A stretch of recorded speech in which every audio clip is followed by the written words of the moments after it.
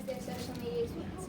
The reason I chose this topic is because I just got a cell phone and I'm trying to decide if I should get a social media account.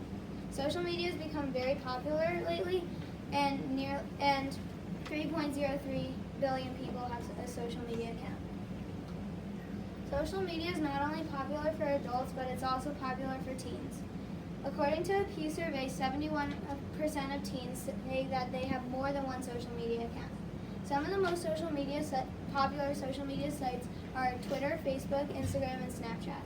The most popular sites are Instagram and Snapchat for kids my age.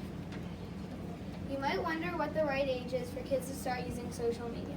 Well, there was a law passed in the year 2000 called COPA. It stands for the Children's Online Privacy Protection Act, and basically what it does is it protects kids under the age of 13 and gives them more safety precautions.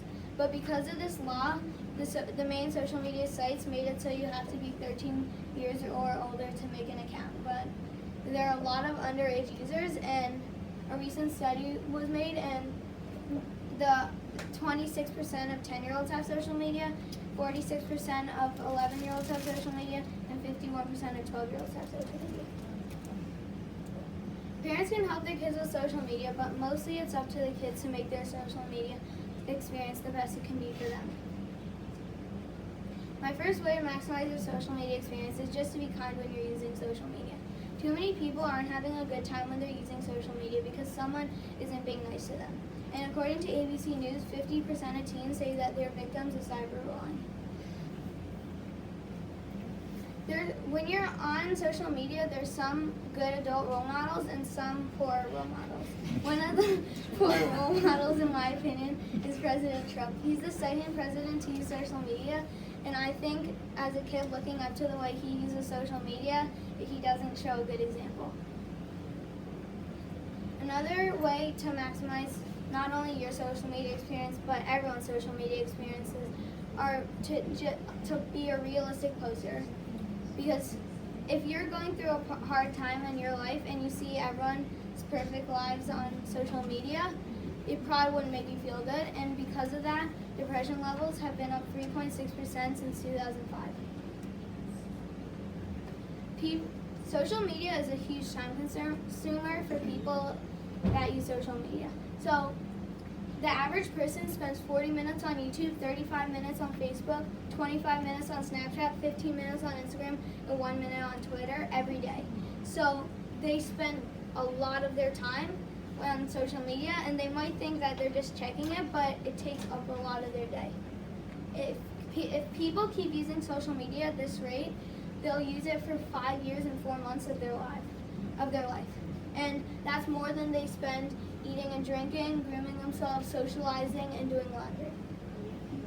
In the time that people use social media during their life, they could fly to the moon and back 32 times, climb the Great Wall of China 3.5 times, watch the Simpsons series 215 times, climb Mount Everest 32 times, run more than 10,000 marathons, and walk their dog 93,000 times. Another way to maximize your social media experience is just to be smart when you're posting. Too many people are hurting themselves and part of their lives because they make a big mistake on social media. One person that made a mistake was Josh Allen. Josh Allen was a quarterback for the University of Wyoming, and he was supposed to be the #1 pick in the 2018 NFL draft, but because on the day of the draft, a reporter found out that he made racist posts when he was in high school, and when the news spread to the teams, they didn't want to pick him that early in the draft.